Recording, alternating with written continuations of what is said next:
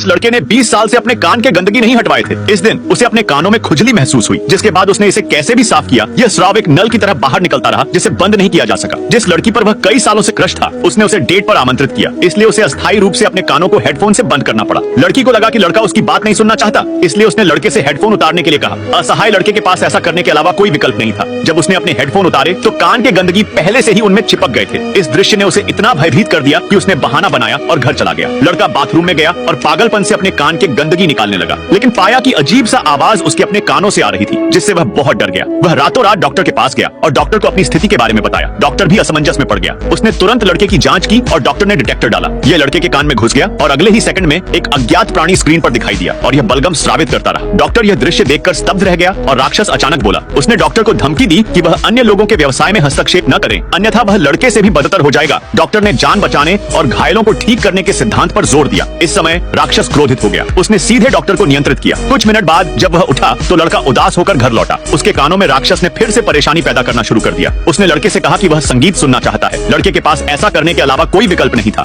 धीरे धीरे राक्षस इतना मोहित हो गया कि वह उसके कानों से बाहर आ गया। ये अजीब था। राक्षस अभी भी लड़के के कानों में लौटना चाहता था, इसलिए उन्होंने एक भयंकर लड़ाई शुरू कर दी। लड़की पास से गुजर रही थी और उसने लड़ाई की आवाज सुनी। वह चुपचाप अंदर चला गया और यह दृश्य देखा। अप्रत्याशित रूप से उसे पहली नजर में राक्षस से प्यार हो गया और लड़का अंततः शांति से सो सका।